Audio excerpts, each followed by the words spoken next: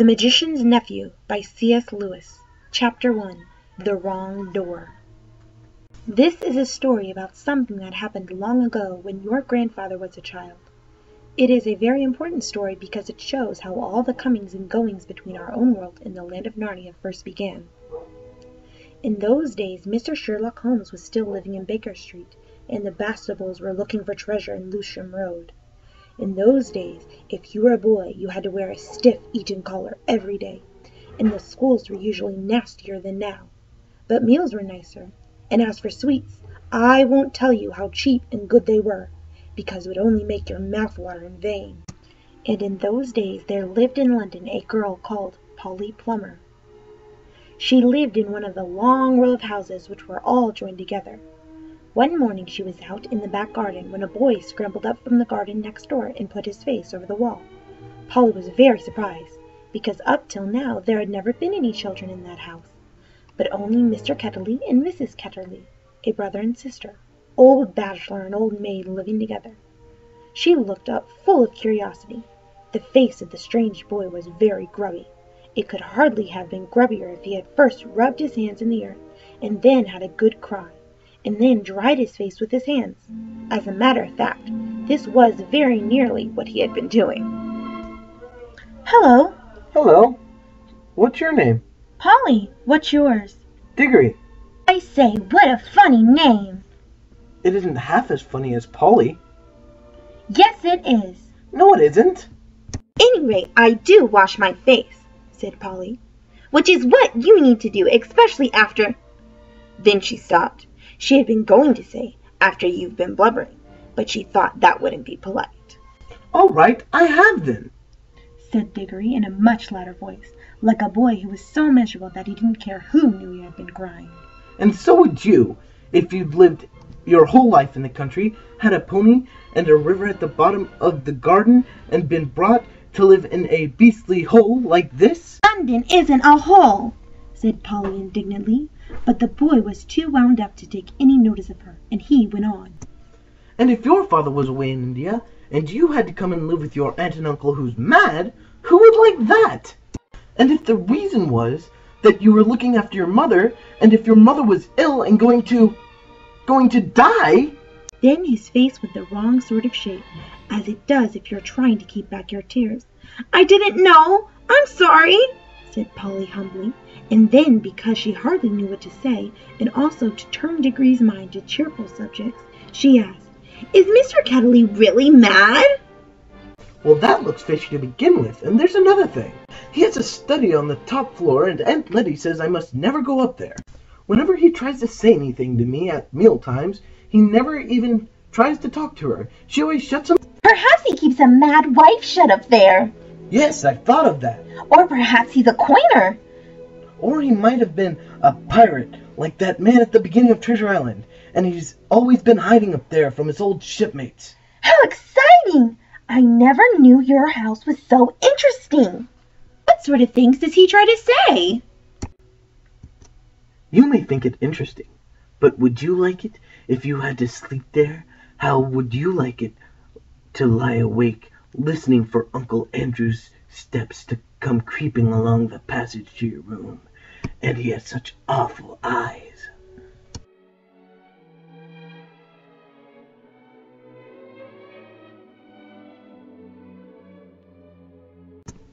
That was how Polly and Diggory got to know one another, and as it was just the beginning of the summer holidays, and neither of them was going to the sea that year, they met nearly every day.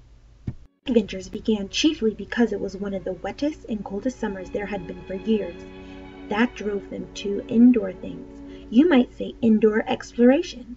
It is wonderful how much exploring you can do with a stump of a candle in a big house, or in a row of houses. Polly had discovered long ago that if you opened a curtained little door in the box room attic of her house, you would find the cistern and a dark place behind it, which you could get into by careful climbing. The dark place was like a long tunnel with brick wall on one side and sloping roof on the other. In the roof there were little chunks of light between the slates. There was no floor in this tunnel. You had to step from rafter to rafter, and between them there was only plaster. If you stepped on this, you would find yourself falling through the ceiling of the room below. Polly had used the bit of the tunnel just beside the cistern as a smuggler's cave. She had brought up bits of old packing cases and seats of broken kitchen chairs, and things of that sort, and spread them across from rafter to rafter so as to make a bit of a floor. Here she kept a cash box containing various treasures, and a story she was writing, and usually a few apples. She had often drunk a quiet bottle of ginger beer in there.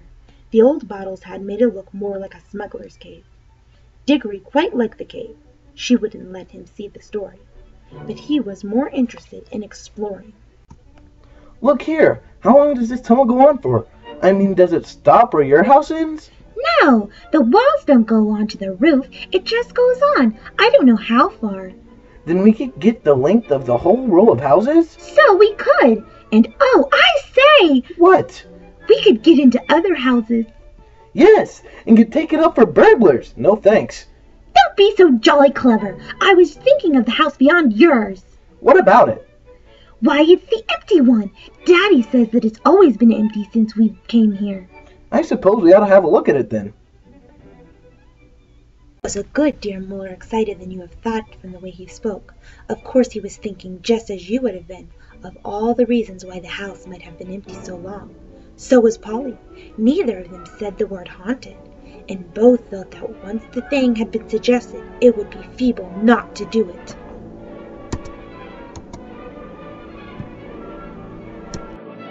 Shall we go and try it now? All right.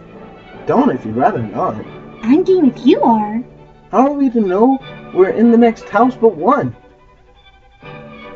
They decided that they would have to go into the box room and walk across it, taking steps as long as the steps from one rafter to the next. That would give them an idea of how many rafters went to a room.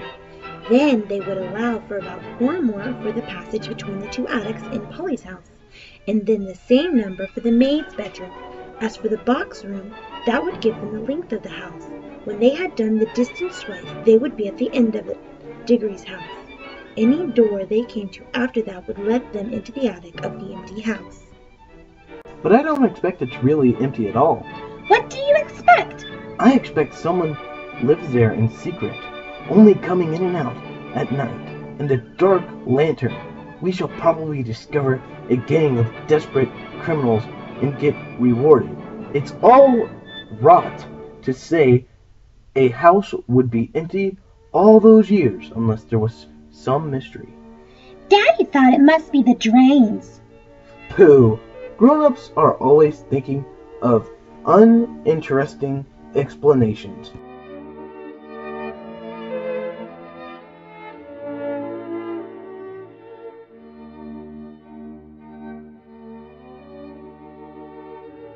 Now that they were talking by daylight in the attic instead of by candlelight in the smuggler's cave, it seemed much less likely that the empty house would be haunted.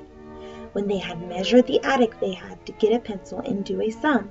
They both got different answers to it at first, and even when they agreed, I'm not sure they got it right. They were in a hurry to start on the exploration. "Mustn't make a sound," said Polly as they climbed in again beyond the cistern. Because it was such an important occasion, they took a candle each. Polly had a good store of them in her cave. It was very dark and dusty and draughty, and they stepped from rafter to rafter without a word, except when they whispered to one another. We're opposite your attic now. "This must be halfway through our house." And neither of them stumbled, and the candles didn't go out. And at last they came to where they could see a little door in the brick wall on their right. There was no bolt or handle on this side of it, of course, for the door had been made for getting in, not for getting out. But there was a catch, as there often is on the inside of a covered door, which they felt sure they would be able to turn to. Shall I? "I'm game if you are," said Polly, just as she had said before, but both felt that it was becoming very serious. But neither would draw back. Diggory pushed around the catch with some difficulty. The door swung open, and the sudden daylight made them blink. Then with a great shock they saw that they were looking into not a deserted attic, but into a furnished room. But it seemed empty enough. It was dead silent. Polly's curiosity got the better of her. She blew out her candle and stepped into the strange room, making no more noise than a mouse.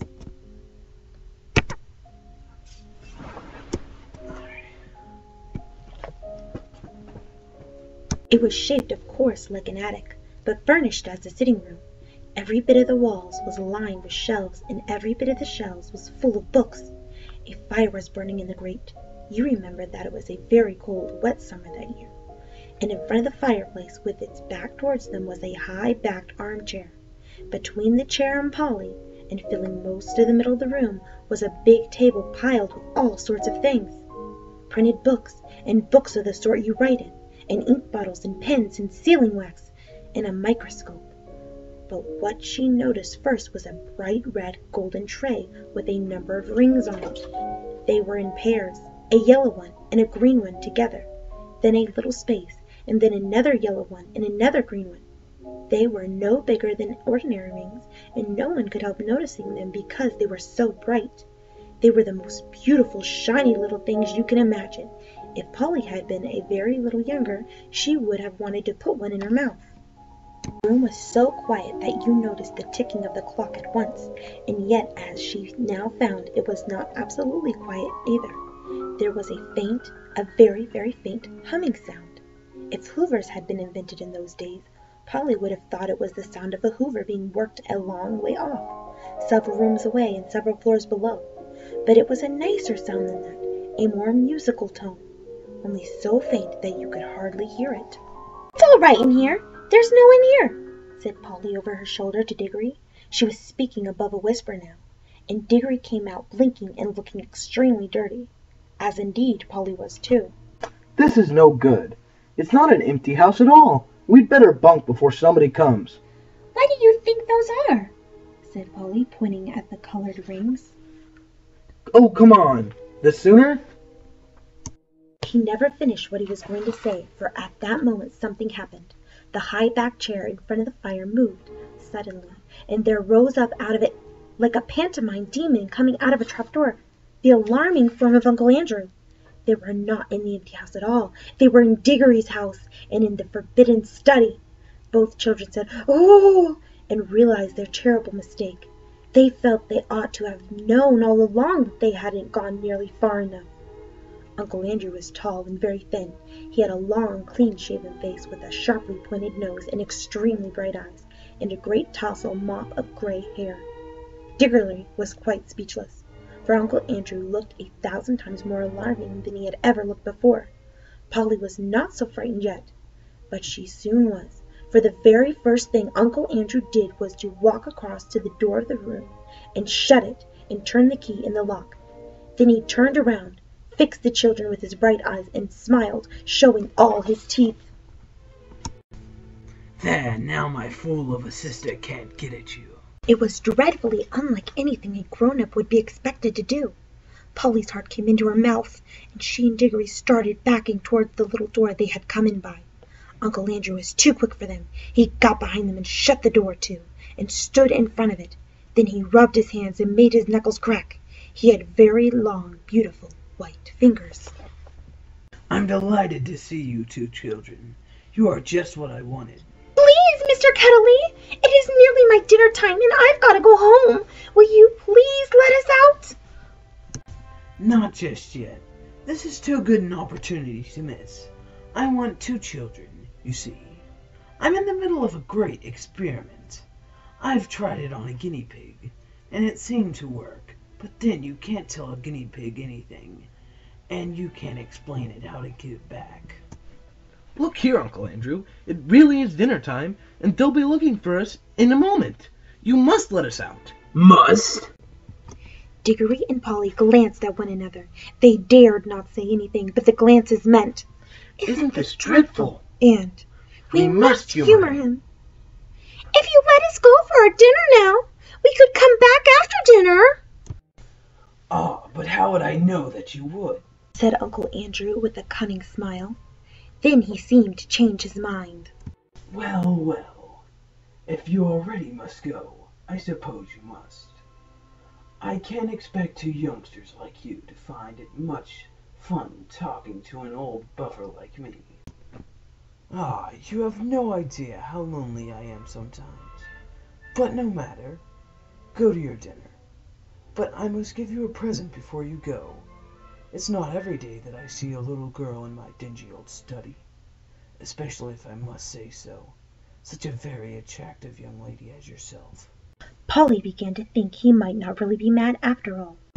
Wouldn't you like a ring, my dear? You mean one of those yellow or green ones? How lovely! Not a green one. I'm afraid I can't give the green ones away, but I'd be delighted to give you any one of those yellow ones.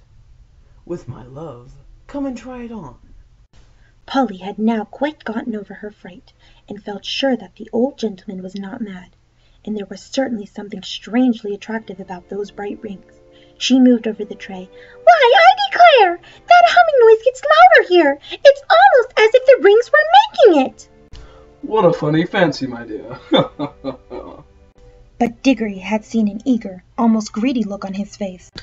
Polly, don't be a fool! Don't touch them!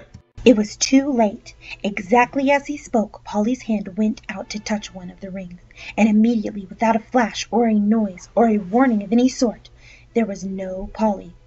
Diggory and his uncle were alone in the room.